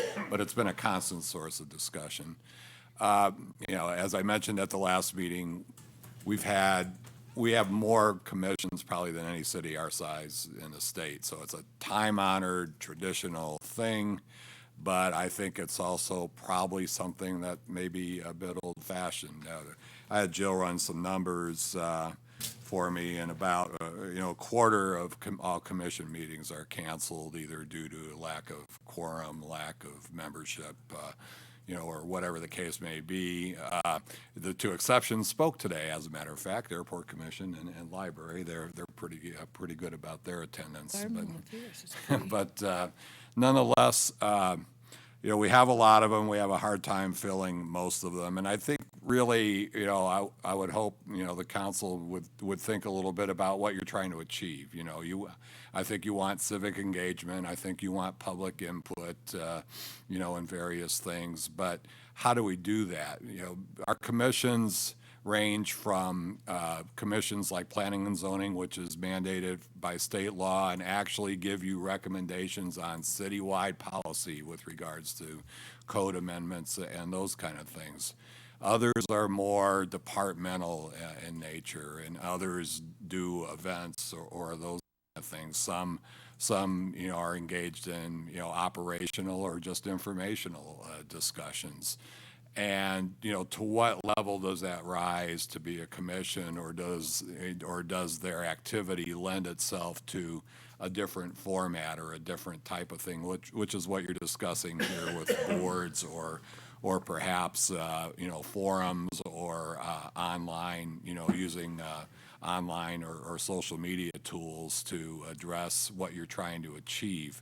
So, I really think, it would be good to take a look at, what these various commissions are doing, what you want out of them. Airport Commission, I've been to meetings and very passionate people about, what they do, but a lot of the meeting is informational in nature or is operational in nature. Is that a citywide policy thing necessarily? Maybe not. Those kind of things occur, throughout the various commissions. And I think getting back to one of the comments by our Environmental Affairs Commissioner, hard to give them direction, what to do, hard to follow up on what to do. They don't know exactly, what to do all the time or how to bring that to the council. So, I just see an example where, like a youth commission, we have one. Do they need to have formal meetings, or is it better for them to have an open forum where they can discuss things quarterly and bring all the youth together? Does the Airport Commission really need a stakeholders or a users group meeting to address, what they need? Those kind of discussions, I think, need to occur.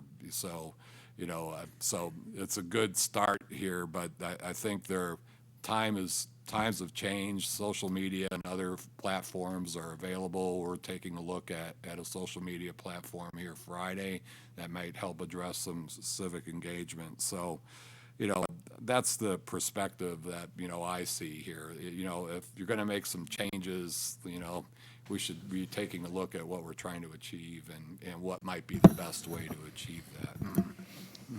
Did you have a response? Oh, no, that was very helpful. I'm always talking about communication, and I think it's, even though our department heads will be totally aware of what's going on as different groups of people meet, I just think as sitting here on the council that it's important for us to also maintain or redevelop or continue to have the open communication between those boards, those committees, people in general who want to come to us. And I want us to move that forward as part of this whole process too. And believe me, I haven't had any problem with people coming up to me and talking to me about Washington Commission issues. Oh, I'm going to take my time. Thank you, Okay. Mr. Mayor. Hey, I'm going to say I appreciate every commissioner. They stepping up. They do their thing. They do what's asked of them. They do what's not asked of them because they're passionate about what they do. However, when was the last time the council wrote a mission statement for any commission? I heard last week, and I have to bring it up, and nothing against them. I'm glad they did, but when a commission writes their own mission statement, they no longer become a commission for the council. They become a separate entity with things they want to accomplish using us. I understand communicating with the public, and it's very important. We can do things like you're talking about, Gwen, by doing town halls, by being in the public, doing more meet and greets as a council, not as representatives out on a mission for themselves. And when you create your own mission statement, that's what you're doing. If you look at our commissions, and again, I have nothing against any of them, some were established in 1959, 1961, 1972. Apple, I think, just came out with the first computer in about 75, 78, 80. Macintosh 64 and Commodore 64 were big computers back then, but they didn't have the interweb. We have so many different techniques and ways to reach the public. Do we need some of the things we're doing? And I look at it on a different perspective. We're spending approximately 8 to 15 hours a month pay-wise, which adds up over the year. And I'm not putting money to anything, but we are fiscally responsible for our city. So if we're doing that so people can exchange information amongst each other, operational things, well, then we're not doing a service that we need done, and that's gathering information to help us make a policy. So when you say, I'm putting an event together at the park, and I'll just use Parks and Recs, and I'll just put you on the spot, because we've talked about it. Do you need a Parks and Rec commission, or would you rather have a board to run things by, like an annual park master plan? You don't have to answer. I You don't don't have to think answer that You don't have to is- answer. I don't think that's Ms. Will's I know, her job to but answer I that know. question. But we To get- I get me, what you're saying. It's a matter of finding the right avenue and the right approach to reach all of the communities, not just people that have special interests that created or turned into a commission. And when you do that, you're leaving part of the community out because you're going to commissions only. How many times have you heard in the past, and I'll admit I've heard it, and I've said it, well, have you brought that up to a commission? Are you talking to? And, oh, no, I'm just looking towards everyone. I only got one person behind me. Want me to answer you? How many times have we heard, well, you need to take that to a commission? Well, why? I'm their representative. So they don't need to go to a commission. They voted me to represent them, and they're bringing it to me. That's my job now, not a commission's job to say whether that's vital or not vital. If we think it's vital, we bring it to the rest of us, and then we have a commission or an organization that may help us gather information and help form a policy or change a policy.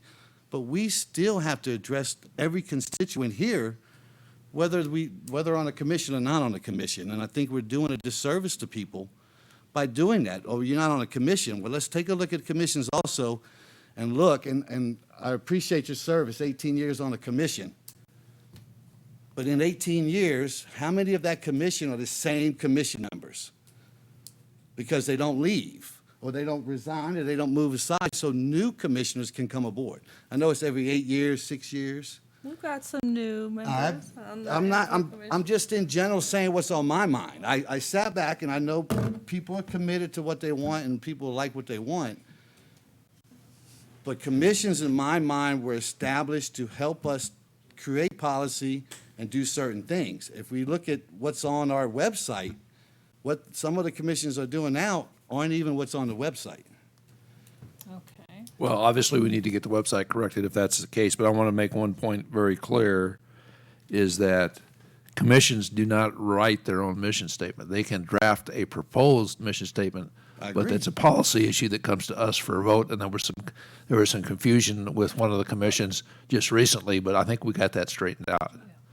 Okay, so to be technically correct, they basically operate under the commissions operate under the supervision of the council, so we approve their mission statement, and we try to focus them on areas that we perceive as a council need to be addressed within our community. Agreed. Okay. Good. Okay, I had a question from Mayor Pro Tem here, and I'll just go down. It's how is the library board different from the current commission? First of all, as you look at the mission statement, it will now advise the library director on library issues rather than the council. It'll go from 5 to it'll go to 5 members from 7. The requirement for meeting is not monthly, but once a quarter at a minimum. It could be more if they're working on specific projects. They assist, again, this is the same as they assist library with library planning and monitor the service to the public. And that's really what I was getting at, and I wrote that in case it came up while I went to the restroom, so thank you.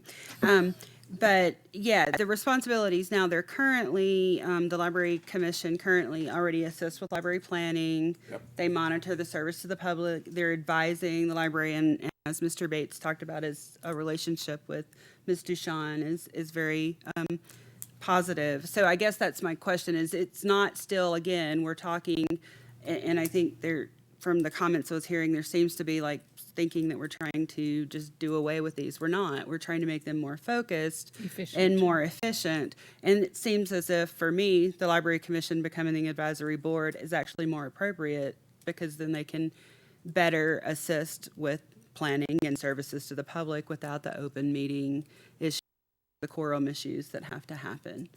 So I'm just simply, that was really what I was trying to get at, is they're already doing these things that we're saying they need to do it. It makes it easier for them to do it. So I'm in favor of this change.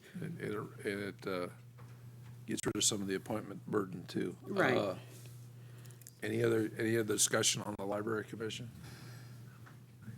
Okay. In your experience with boards, are you able to maintain the interest of those members if they're only meeting quarterly? Well, basically, the meetings, one of the problems we've had with current meetings is people will not show up because it says, well, there's a lighted agenda, so I don't need to go. If you have I'm hoping that if you have a quarterly meeting, it's a little more packed, and they'll be able to be attracted to serving on a quarterly basis. It also uses less time. In what way is that? Well, if you're a busy person and you got to go to a monthly meeting, it's going to take up at least 2 times more of your time. For the sake of comment, and that's what I do often, folks will say, oh gosh, what did you just say? The thing is, it has to be important to them, otherwise they're not going to show up. Oh, right. And folks will say that, and I know many of our commission documents say meet monthly, but we have heard from commissions that they don't feel that need always. They just want, and this does provide the freedom to meet as often or as seldom As they need to. as necessary. Yep. Okay. Okay. So, ask again, do I have any major objections to the library? Or consensus, we'll move on with that one. And we got 5 minutes left here. Let's see what we got. And the Ability Awareness Board is the next one. Well, and again, for me, this goes back to what I was talking about with the Library Commission is, from what I've seen on the disability on Cody, is that, and especially in relation to Jeff, is they're advising him as far as Disability Day, and there's some other little things that they do, but they're advising Jeff on the things that need to happen in the city. Again, not necessarily policy decisions, but it helps our staff with their recommendations to us, even as far as ADA, CDBG monies and where that needs to go, and areas of improvement and development code and things like that. So again, I don't really think we're changing what they do. We're just trying to make it easier for them to do it. So I'm okay with this one as well. Easier meaning not having to be concerned about a quorum. Right. Not having to have a council liaison. Right. But maintaining a staff liaison. I think it said on here Yes. that And community basically- development Basically, with the staff. the mission is essentially Exactly the same.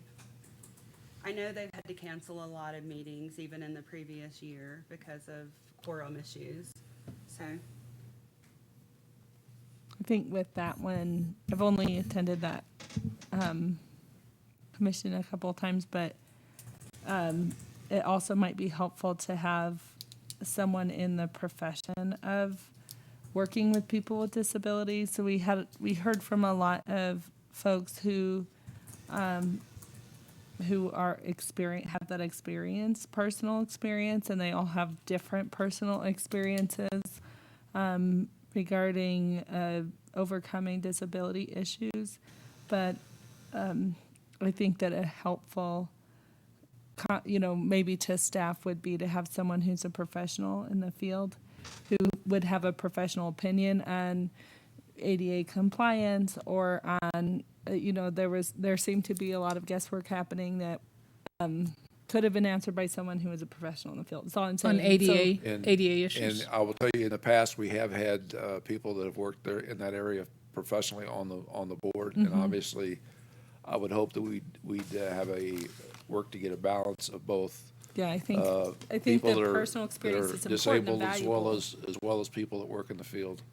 Also, on that, Technician, yeah. this one might be one we'd also want to look at, being sure we're covering several different bases, so that professional is one base, and maybe even, and I hesitate to say this, but I'll go on and say it and we can work on it, type of disability or area of dealing with a particular, for instance, mobility disability would be really something that could help us. When you talk about developmental disability versus Well, definitely a mental disability health person, somebody in the mental health field, or as a person dealing with mental health Well, issues. I think Yeah, and it's- Hmm, what were you saying, Sarah?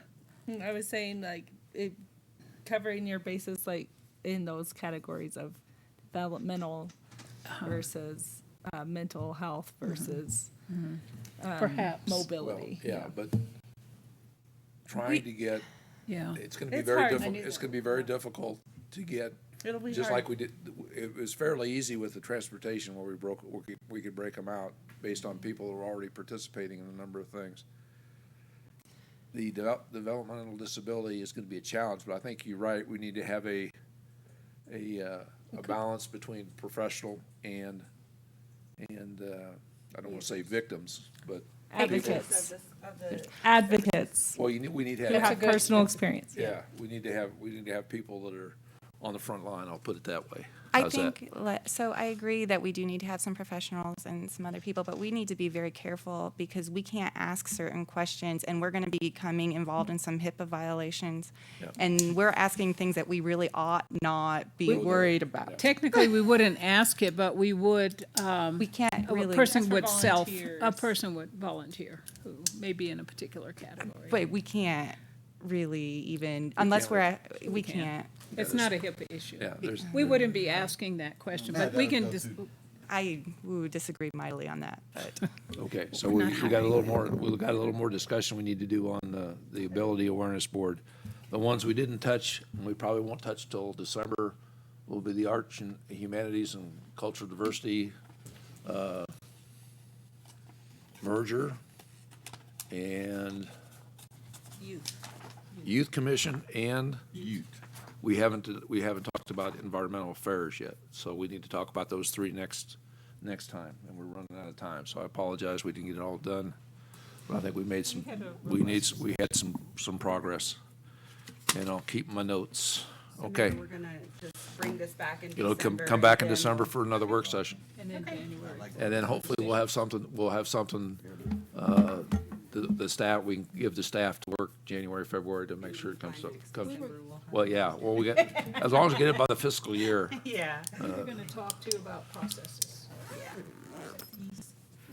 That'll probably need to be done after. Processes. As far as how they Oh, would how we- answer and communicate and all Oh, yeah, we can talk about that as we work through these. Okay. Anything else on this topic? Anybody get a heartburn? No, Anything this we is need to- good because Arts and Humanities has a meeting on Monday. We haven't had one since the first. Okay. Yeah. So Okay, give us hopefully they'll have time. a quorum. Okay, seeing nothing else before the council, meeting's adjourned. Thank you for participating, everybody.